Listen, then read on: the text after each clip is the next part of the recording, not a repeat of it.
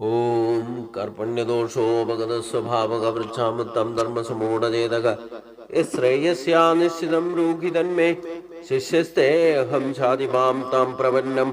ओ नमो भगवते वासुदेवाय, नमो भगवते वासुदेवाय। ओम श्री कृष्णाय परब्रह्मणे नमः। सभी सज्जनों को भगवान का नाम से और मोहन जी का नाम से प्रणाम। गीता दूसरा अध्याय में हम 57 श्लोक तक देखा है। 57 श्लोक तक पिछले दिनों में हम विचार किया था। आगे स्थितप्रज्ञ लक्षण हमने शुभारंभ किया है।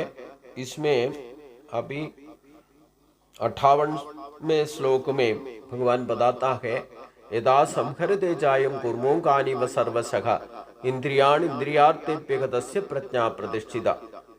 अभी स्थित प्रज्ञ हासिल करने के लिए, उस अवस्था को या ब्रह्मनिष्ठा को हासिल करने के लिए हमारा इंद्रियों को नियंत्रण में लाना है। हम अभी इंद्रियों का, ज्ञानेन्द्रियों का हम उनका वश्य में, एक्चुअली इंद्रियों का नियंत्रण में हम काम करता है, लेकिन भगवान बोल रहे हैं उसको नियंत्रित करके हमारा नियंत्रण में ये पंचेंद्रिय को लाना है। गीता का चित्र में भी हम देखने से भगवान किसका कड़ियान पकड़ा हुआ है। ये भाग दौड़ करने वाला घोड़ा जैसे हमारा इंद्रिय है, पांच इंद्रिय का प्रतिरूप है पांच घोड़ा। वो भाग दौड़ करते रहता है। उसको कंट्रोल करने के लिए भगवान उनका कड़ियान अपना हाथ में लिया हुआ है। कड़ियान बोलने से उसका मन है, मन का स्वरूप है कड़ियान। वो बुद्धि का स्थान पर भी भगवान है। इसलिए भगवान हमारा बुद्धि को स्थित बनाने के लिए अपना इंद्रियों को अपना वश में करना है। उनका नियंत्रण में हम नहीं जाना है। हम इंद्रियों का नियंत्रण करने से, जिसको इंद्रिय नियंत्रण जिसको हो सकता है, वो स्थित प्रज्ञ बनेगा। इसलिए भगवान उदाहरण के तौर पर कूर्म का उदाहरण दिया है।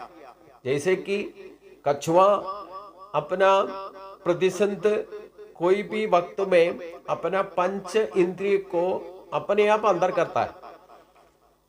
इसलिए कछुआ को भगवान उदाहरण लिया है। टोटोइस यदा संहरते जायं कुर्मो कानिव सर्वशः इंद्रियाणि इंद्रियार्थेभ्यगतस्य प्रज्ञा प्रतिष्ठिता। इवड़े कुर्मो कानिव बोलने का मतलब है, एक टोटोइस का जैसे, एक कछुआ का जैसे हमारा पंचेंद्रिय को हम कभी भी यूज करते को अपना नियंत्रण में ला करके करना चाहिए। उसको कभी निरोध नहीं करना है। उसका प्रवर्तन को हम ठीक तरह से सोच समझ करके जब क्या चाहिए उसी हिसाब से उसको करना चाहिए। अगर इंद्रियों का वश में अब चला जाता है, खास करके इंद्रियों में, पंचेंद्रियों में खास करके हम श्रद्धा रखने का है हमारा आंख और कान। कोई चीज हम देखने के बाद उसका पीछे भागता है, या कोई चीज के बारे में सुनने से उसका पीछे शरीर लेकर भागता है। हमारा मन भी उसी की तरफ खींचता है। इसलिए अब सबसे पहले अपना वश में करने का दो इंद्रिय है, वो हमारा आंख और कान। इसको दोनों को हमारा नियंत्रण में लाने से बाकी तीन इंद्रिया हमारा वश में वो अपने आप हो जाएगा। बाकी इंद्रियों को खींच के ले जाने वाला हमारा आंख और कान है। एक तो हम सुनने के बाद पीछे भागेगा, नहीं तो किसी के बारे में सुनने से उसी के बारे में उसी के पीछे भागेगा। इसलिए कान को और आंख को हम अपना वश में, अपना नियंत्रण में लाना है। अगर नियंत्रण में नहीं लाया तो सुबह का टाइम आप देखने से रास्ता में आप वॉकिंग के लिए जाता तो देखना कोई यजमान अपना कुत्ता को लेकर घूमने निकलता है। तो ये कुत्ता कैसे भागता है, उसी हिसाब से उसका मालिक भी उसका पीछे पीछे भागता है। उसी मुताबिक हमारा इंद्रिय नियंत्रण नहीं होने से हम इंद्रियों का पीछे भागेगा, पूरा जिंदगी उसके पीछे भागते रहेगा। इसलिए भगवान जिसको सिद्ध प्रज्ञ कहा जाता है, वो भक्त, वो व्यक्ति योगारूढ़ होगा, ब्रह्मनिष्ठ होगा, तो उनका नियंत्रण में इंद्रिय काम करेगा। उनका नियंत्रण में इंद्रिय को यूज करना हम सीखना है। इसलिए इंद्रियों को जैसे कूर्म जैसे प्रतिसंधि घट में अपना पंचेंद्रिय को अंदर नियंत्रण में लगता है, वैसे हमारा पंचेंद्रिय को, पंच ज्ञानेन्द्रिय को हम अपना नियंत्रण में, अपना वश्य में करना ही है। उसी को स्थित प्रज्ञ बोला जाता है। और अभी और भी उसका उदाहरण चाहिए तो आपको प्रत्यक्ष रूप में केरला में कोई भी मंदिर विजिट करता है, बाकी मंदिरों में दीप स्तंभ का जो स्थापन करता है, स्थापना कर किया हुआ है। केरला में जाकर के गुरुवायूर टेम्पल होने तो ऐसे कोई भी टेम्पल में देखने से आपको प्रत्यक्ष रूप में पता चलेगा ये कूर्म का अवतार का लिंग। अभी गीता में भगवान एक कूर्म का उदाहरण के तौर पर लेने का एक प्रत्यक्ष रूप में एक मंदिर में दिखाई देता है। कैसे? वो तो हेतु देखने से तो शिल्प है, दीप स्तंभ को, जो एक बत्ती जलाने वाला दीप स्तंभ को स्थापना किया हुआ है, उसका कूर्म का ऊपर ही दीप स्तंभ का स्थापना किया हुआ है। तभी भी ये दीप स्तंभ जला करके उसको उठा करके खड़ा हुआ बैठा हुआ ये कूर्म का पंचेंद्रिय बार है, कभी उसको भय नहीं है। इसका कारण क्या है? इसको बनाने वाला शिल्पी को भी नहीं जानता, ये रहस्य भक्ति का रहस्य है।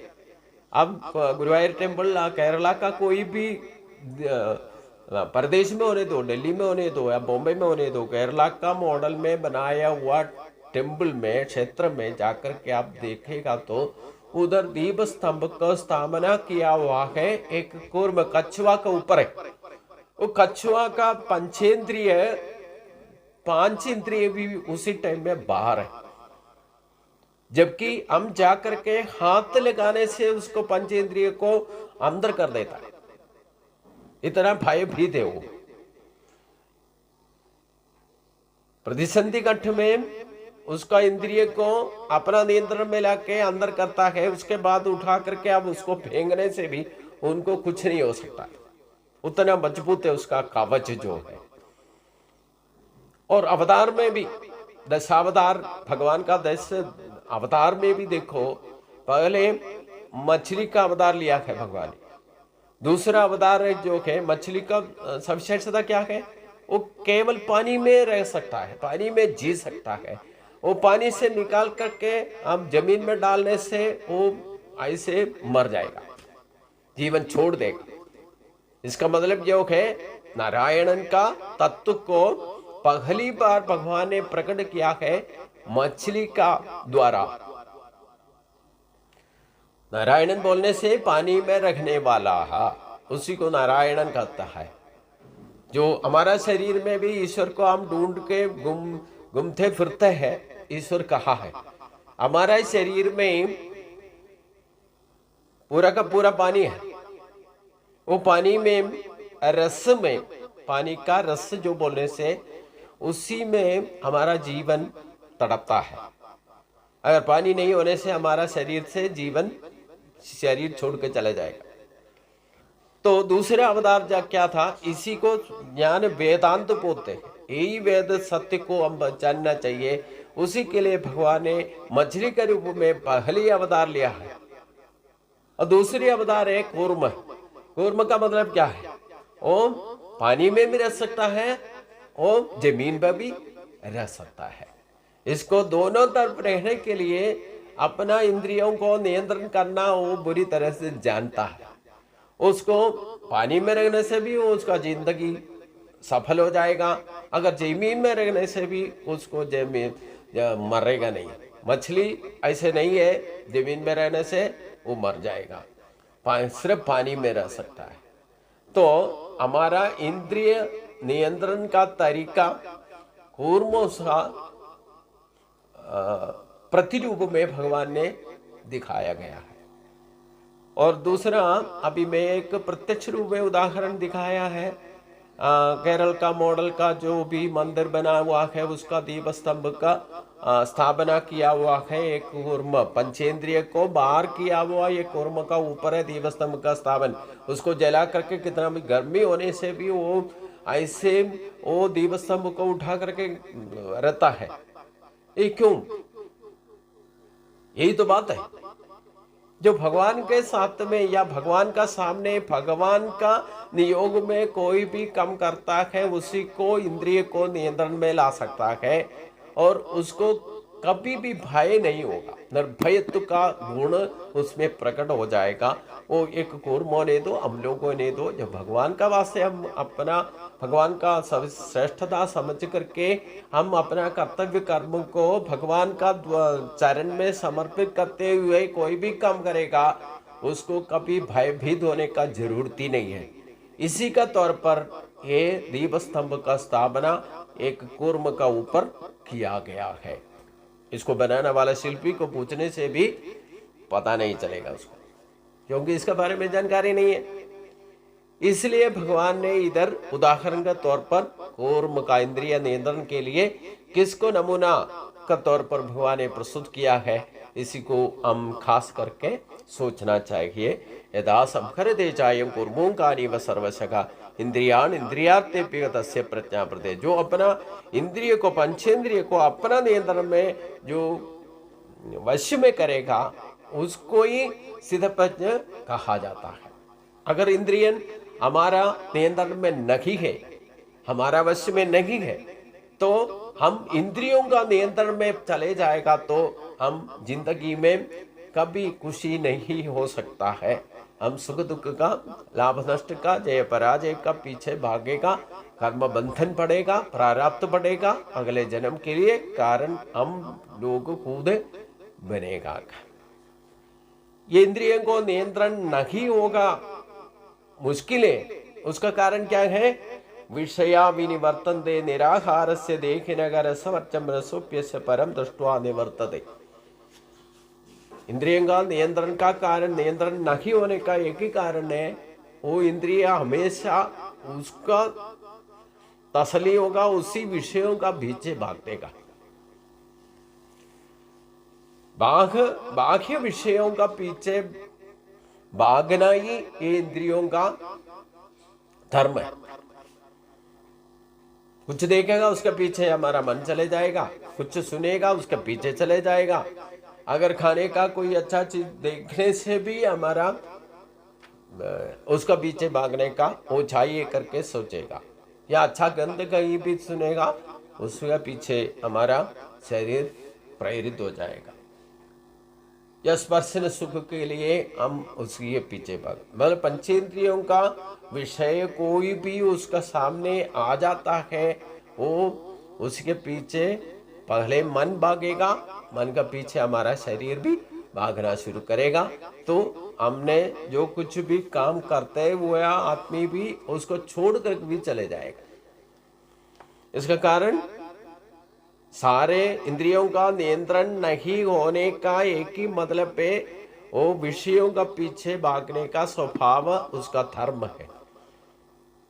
उसको हमारा नियंत्रण में लाना है, उसका नियंत्रण में हम कभी नहीं जाना है। उसका नियंत्रण में चले जाएगा तो हमारा जिंदगी हो सकता है कभी न कभी बर्बाद हो जाएगा। हम उद्देश्य लक्ष्य से मनुष्य जन्म का परम लक्ष्य ईश्वर प्राप्ति होना चाहिए। अगर इंद्रियों का नियंत्रण में हम चला गया तो हमारा लक्ष्य कभी पूर्ति नहीं होगा। ऐसे कर्म बंधन में पड़ेगा, विषयों का पीछे हम भागते रहता है तो हमें कभी सही रास्ता नहीं दिखाई देगा, दुर्बुद्धि बन जाएगा। इसलिए ऐसे कभी नहीं इंद्रियों का स्वभाव ही ऐसा है, वो विषय ग्रहण रूप से उसके साथ में संबंधित है। इसलिए जैसे हमारा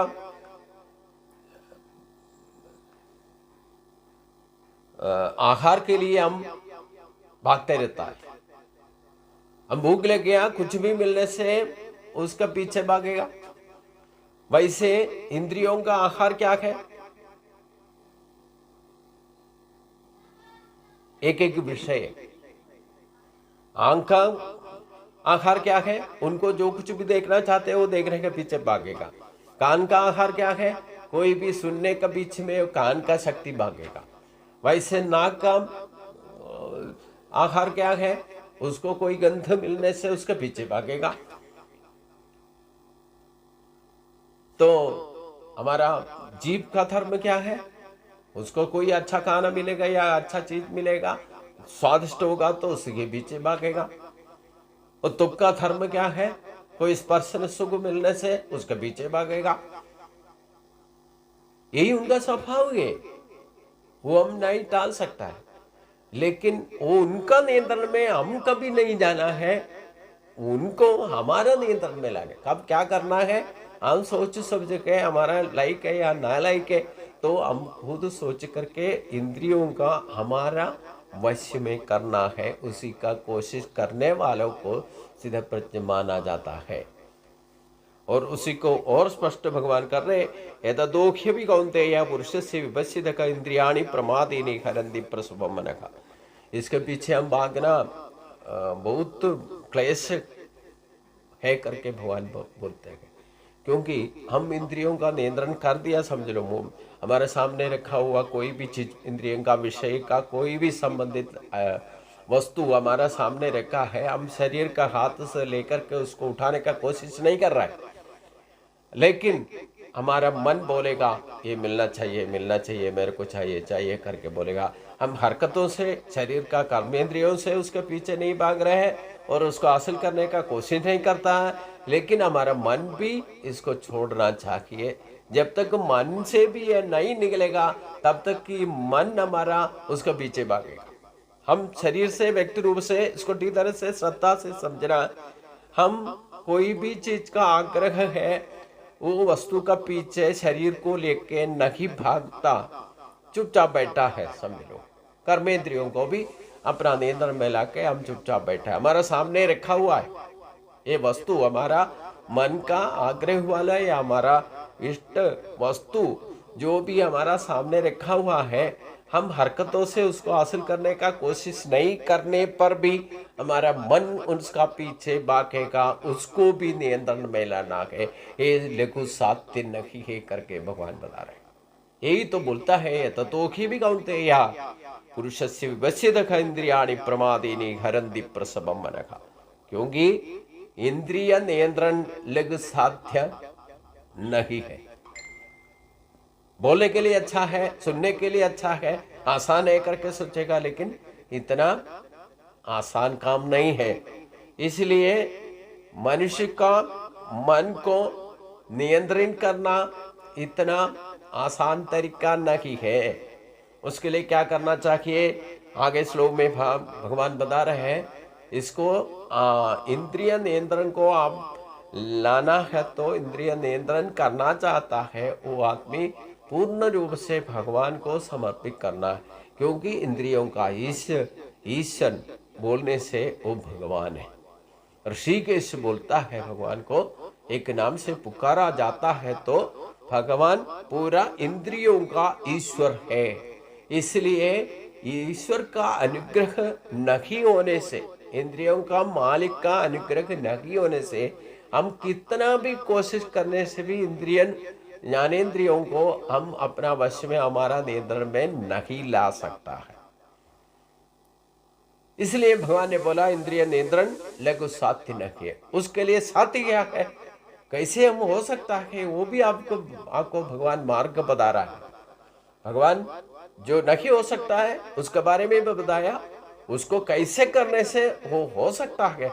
ये दोनों बातें हमारे सामने रखता है। ऑप्शन हमारा हाथ में ही है।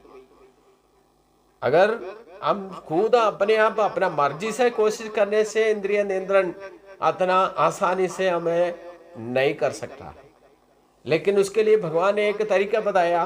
वो तरीका क्या है? तानि सर्वाणि संयम्य या युक्त आसीत मलपरा वशेखी सेन्द्रियाणि तस्य प्रज्ञा प्रतिष्ठिता।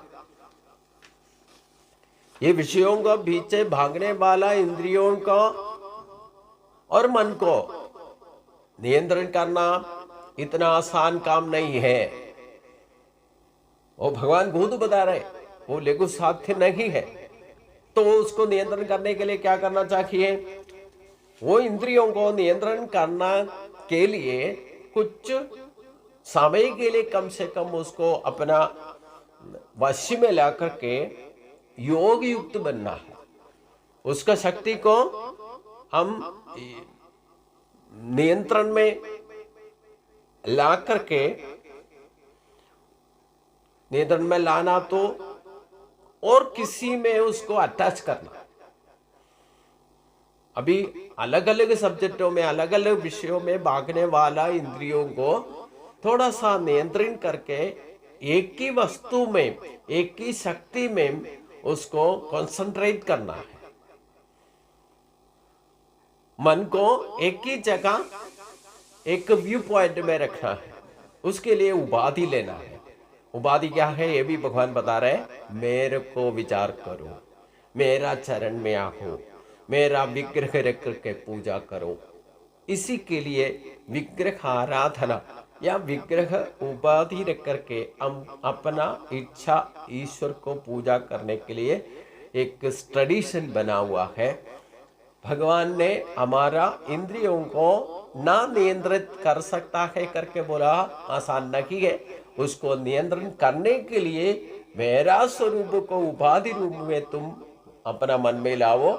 उसको बाकी विषयों से अटैच होने वाला वो इंद्रियों को एक ही जगह मेरे साथ अटैच करो।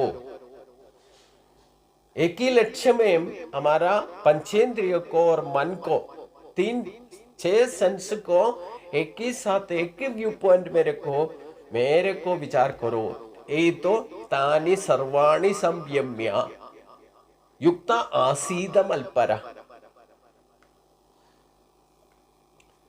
बाह्य इंद्रिय संयमनम, केवल बाह्य इंद्रिय संयमन से हमारा मन नियंत्रण नहीं होगा। इसमें मन को भी नियंत्रित करना चाहिए। उसी को स्थित, जो मन को भी अपना वश में करने वालों को स्थित प्रत्यंग कहा जाता है। इसलिए बाह्य विषयों को पीछे भागने वाला इंद्रियों को थोड़ा सा नियंत्रित करके और एक ही जगह में, एक ही वस्तु के ऊपर, एक ही चरण में ला करके रखो। उसी के लिए किसका पास में जाना है? इंद्रियों का या इंद्रियों का ईश्वर जो बना हुआ है, इंद्रियों का देव जो बना हुआ है, भगवान कृष्ण के ऊपर और इंद्रियों को एक ही जगह भगवान का चरण में सर्वात्मा समर्पण करो। तभी तो हमारा इंद्रिय नियंत्रण, भगवान का इच्छा का बिना हम इंद्रियों को अपना वश में नहीं कर सकता करके हम खुद समझना चाहिए। इसलिए मन को एकाग्रित बना करके, एकाग्रित बनाने के लिए क्या करना चाहिए?